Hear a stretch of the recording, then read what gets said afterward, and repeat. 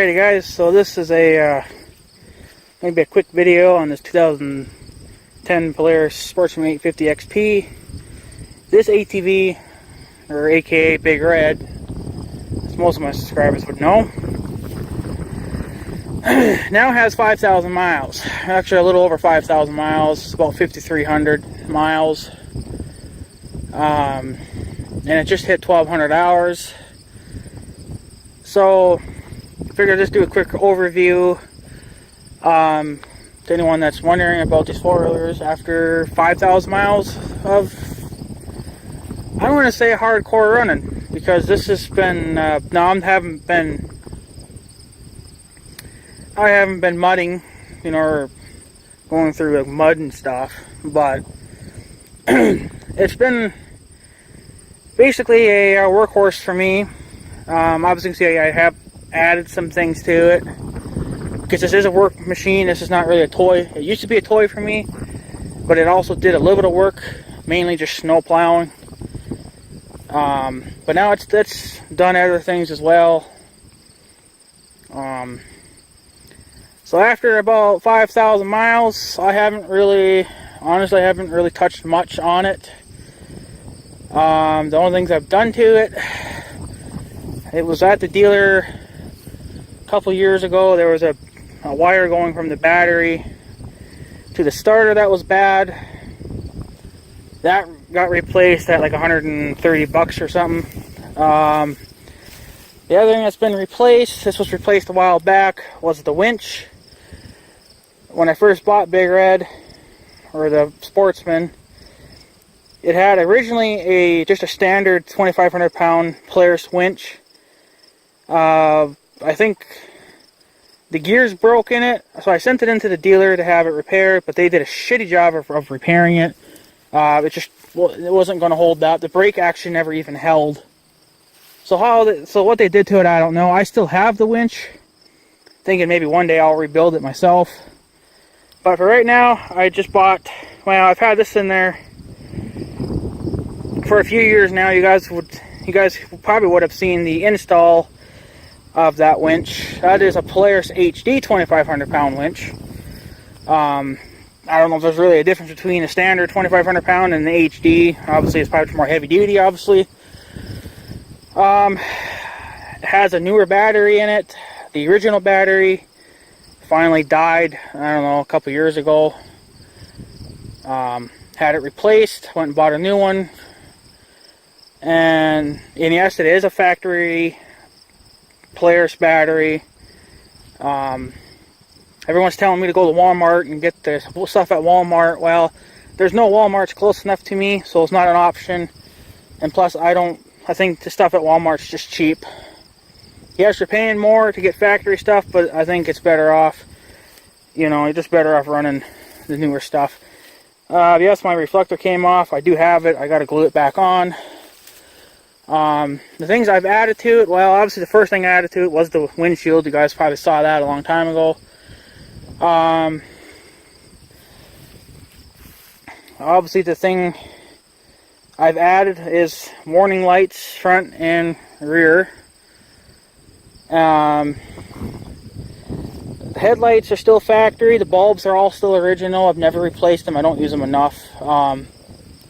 The front, I do have a front snow plow mount, so you guys can see it. That's for my Glacier 2 plow from Polaris.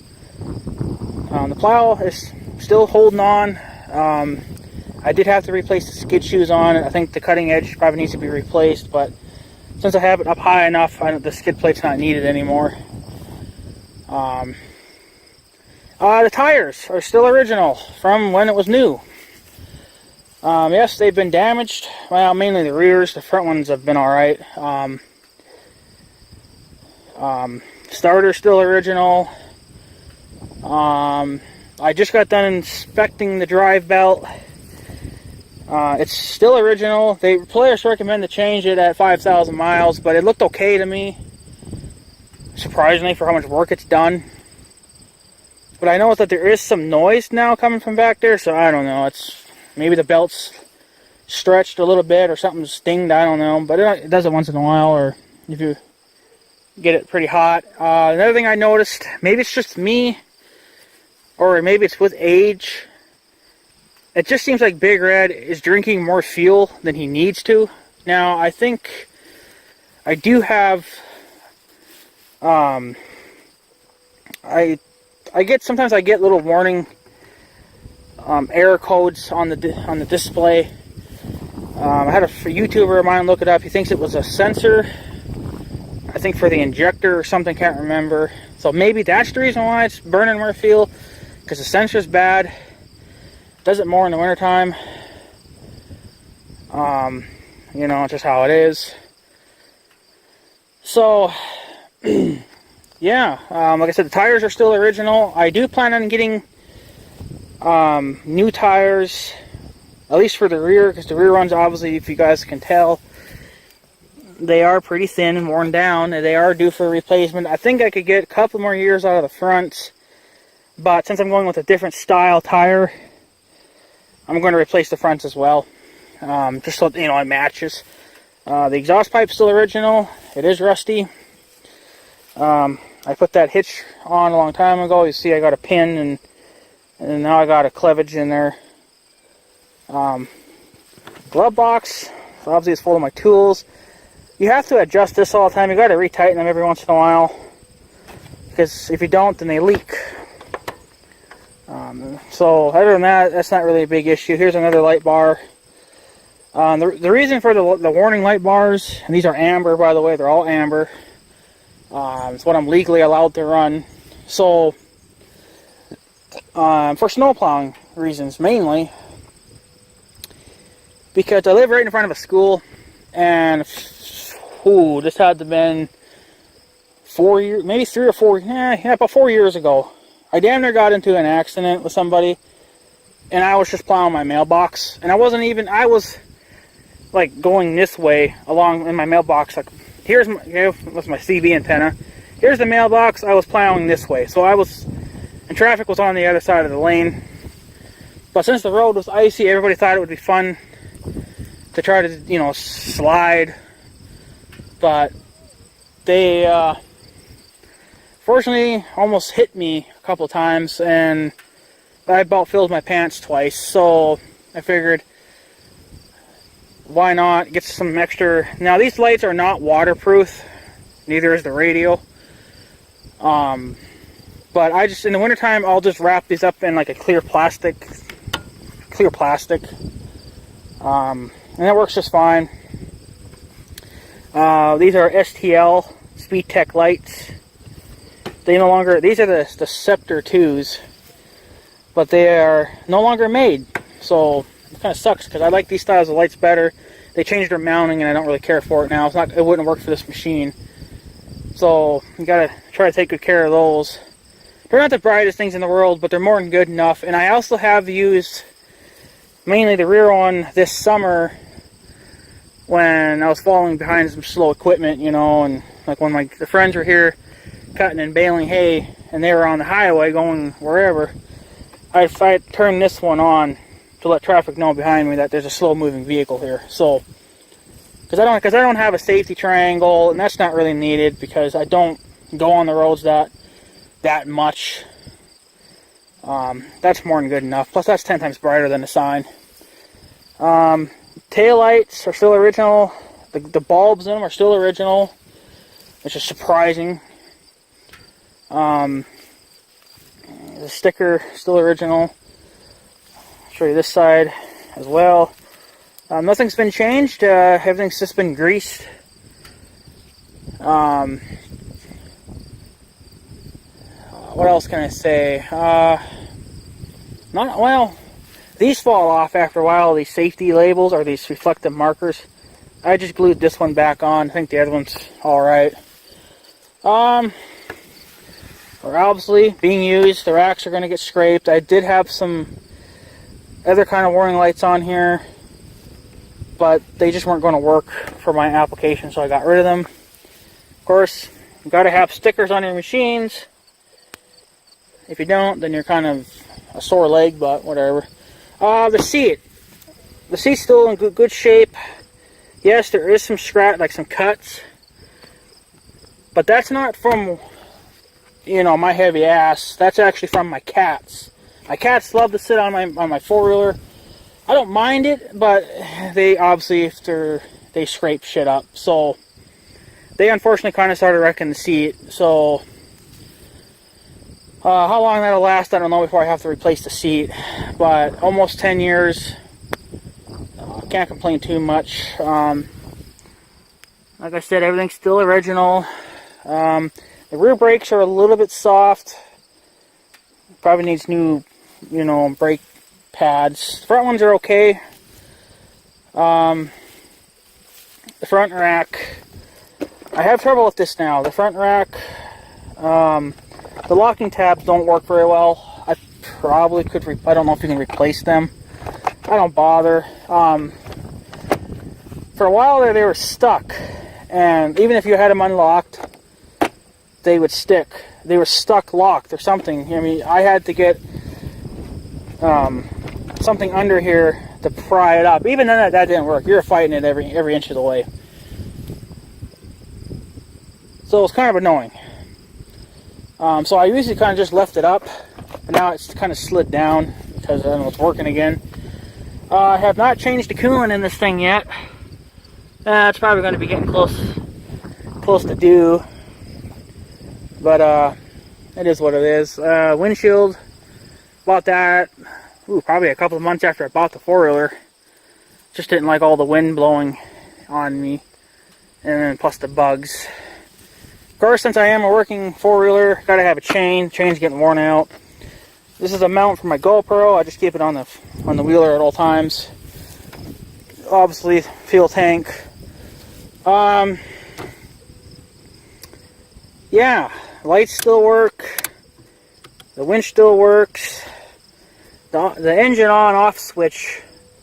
The switch is starting to fade. It's actually kind of like maybe like a light pink now. It used to be red, or whatever. Display still works and everything. I did install a CB radio. These switches are for the warning lights, front and rear lights, so I have separate control of them. I could wire them together, but I wanted separate control over each one because I don't always use the front. So, but it is what it is. I still put Polaris oil in here. Still use Polaris oil filters. I've changed the gear case oils in them. I changed them every other year. I don't think it's necessary every year. What else? I don't know if this is going to point out on camera or not. Probably not. But this handlebar seems a little bit bent down. Now that could just be from me getting on and off the machine. I am a little bit aggressive, so I suppose years and years of doing that, it just kind of bends them.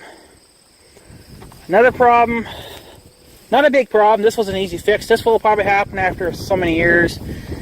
The key ignition gets loose, and if you see right here, there's a nut right here. Just tighten that nut, you'll be good again. I just hand tightened it, and it seemed fine after that. So another thing, I don't know if it's going to work, if this is the problem with all radios, but it is with the CB. The CB radio is hardwired directly to the battery. I got a noise filter in between that, but the filter is kind of useless, doesn't really do any good. But when the fans kick on, the cooling fans, or you operate the winch, you get a screaming effect through the radio, you know, static. So you kind of have to watch that. Like I said, I put radios on the wheeler. I have one in the house, and I got to put one on my tractor yet, and stuff, just for emergency purposes or to talk to whoever. I just mounted it. Basically, bought this mount. It's for a Dodge Ram pickup, 4 screws. Of course, 4-foot Procom antenna. Stainless steel whip, or it's kind of somewhat of a whip, but not a 102-inch, but grounding wire. The grounding wire is actually ran all the way to the negative side of the battery. I did have it grounded to the frame, but I just don't think it was working the best that way. I don't know, but And then the complaints I hear all about all the time is the shifter. Even on the new machines, the shifters are hard to move. There's a temporary fix, and then there's apparently the permanent fix.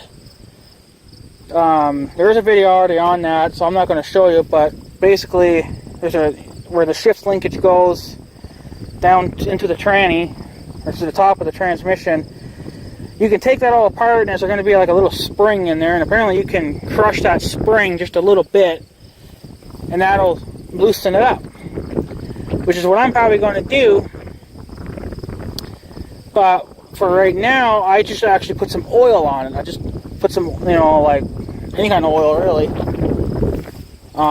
Just let it, where it goes into the transmission, don't unbolt anything, just pour it on there a little bit and let it seep in, and then it kind of softens it. It works for a while, but it's not permanent. It's just a temporary fix. But other than that, I really can't complain too much. The Wheeler has been good to me. It has been reliable for the most part. Besides, those minor issues. I don't know. The only thing that it's time to happen to Big Red is obviously new tires. That's what he's going to need. But those tires are original from, 2009, but it's a 2010 model. So I bought it in late 2009. So however you want to look at it. It was pretty late of 2009 when I bought it. Like the fall time, basically. So everything's pretty much original still. I still had plans of adding a brush guard to this thing. They're still out there. You can still get them for the front and the rear.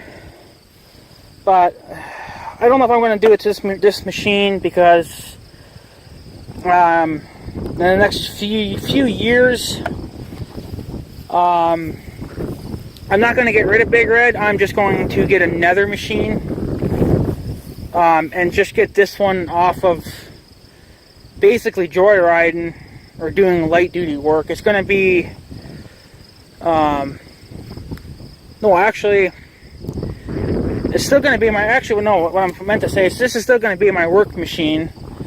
I want to get it off of snow plowing, so I got to get a snow blower to fix that problem. But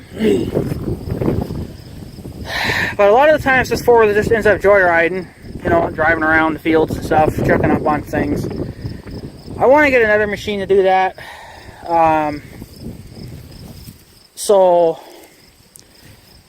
But I don't know if I want to get another. They still make the 850s, I believe, but they're now the 850 SP. They're not the XP. So if you want an XP, then you got to go up to the 1 big 1000. I don't know if I want that much power. Another thing is, or I might get a Ranger. Like a Ranger, Polaris Ranger, fully enclosed cab and everything, of course. That's another thing with these four-wheelers. I'm getting sick and tired of getting rained on.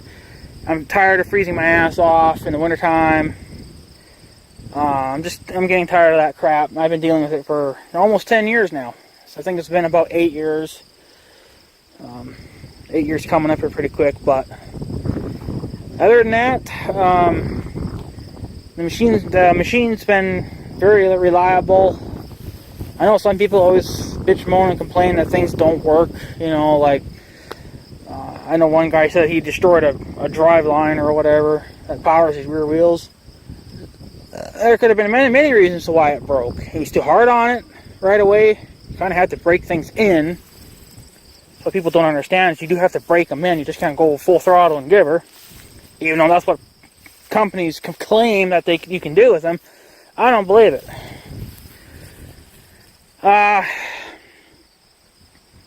What was the other thing? Somebody had some fan issues. They were able to override it. But the main thing is to just break them in. Go joyride them around. Break them in. Run them for 500 hours or 500 miles, whatever. Just be gentle with them, baby them, basically. And I think you'll get longer life out of them that way. But if you're that type that's going to, you know, upgrade every 5 years or even every year even, then, you know, then the hell with it, right? Who cares then at that point? So let the next sucker deal with it, right? But I don't know. It's been a very reliable machine to me. Yes, I've had some minor issues. Somebody was saying that oil gets in the air filter. That's kind of an if for me, because I do smell oil in there, and it is a little bit sticky, so I think a little bit of oil is getting up there, but I don't know. Some people, I think, claim that it floods with oil. Well, if it floods with oil, then you may want to call your Polaris dealer, then, you know, because that shouldn't really be going on at all. So, but yes, it does smell like oil in my air filter, or in that little area, and it is a little tacky. So obviously a little bit of oil's spitting up somewhere. I don't know, it's probably just a poor design from Polaris, you know, but not every, I don't care who the hell you are. You can be a Polaris lover, you can be a Can-Am lover, you can be a John Deere lover. Every machine will have their ups and downs, you know. So, depending on how you treat them, they're either going to last you a long, long time like this has, or you're going to break them right away. Now, for me, the thing that I break the most on this thing, well, mostly during the winter time, is the winch cable. You know, I break them every year. So,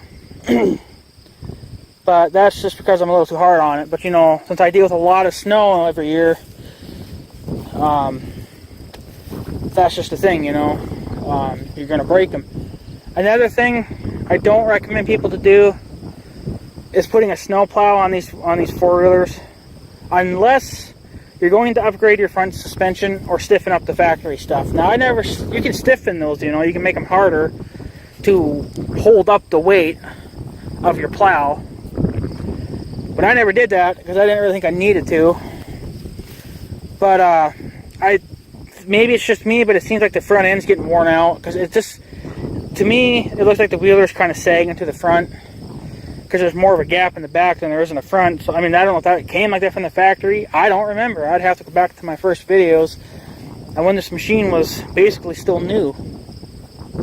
And I think I joined YouTube in 2011 or 2012, so, you know, it was only like a year or two old. So,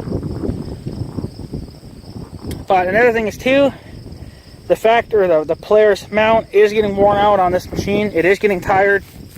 I do have to quit with it pretty soon, because there's a bolt right here that goes into it. Well, that threaded part is stripped out, so that bolt is basically just kind of wedged in there.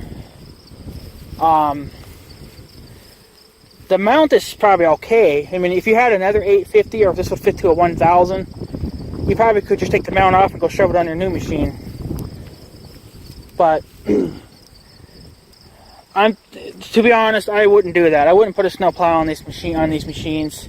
Yes, you can do it. I mean, obviously, I have one, and tons of other people do too. But you're stressing out the machines when you have to move a large amount of snow, and it's heavy stuff. So what I recommend doing is, if you're going to plow snow with these things, only do it with light, fluffy snow, or don't do it at all. If you got wet, heavy snow and you got a foot of this shit, invest in a snowblower.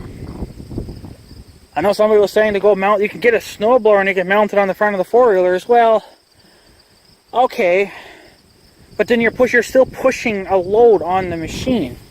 Sure, you're not directly pushing the weight of the snow because you're digging it out and throwing it away. You're throwing it, you know, over, because it's an actual blower.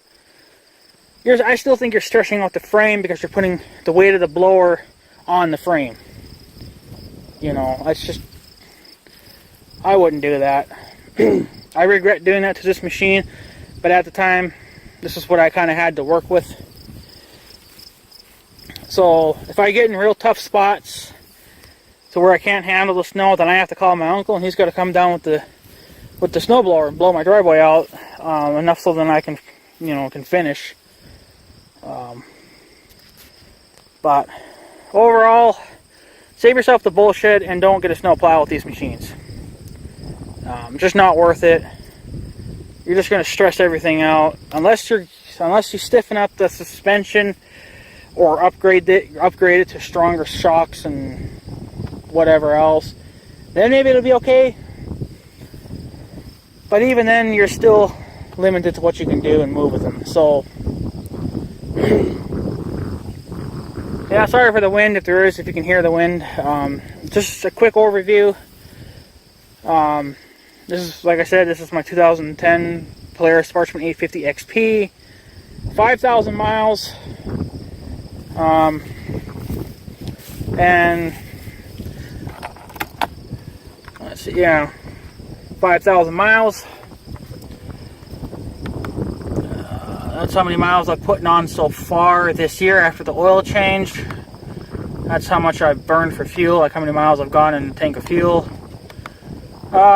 Just hit 1,200 hours. And then whatever else. I'll go back to my hours. So, and yeah, my key did have like a black thing around it and like a cushioner, but that fell off just about a year ago. So they don't last forever either. But I don't really care about it. It works just fine without it anyway. So,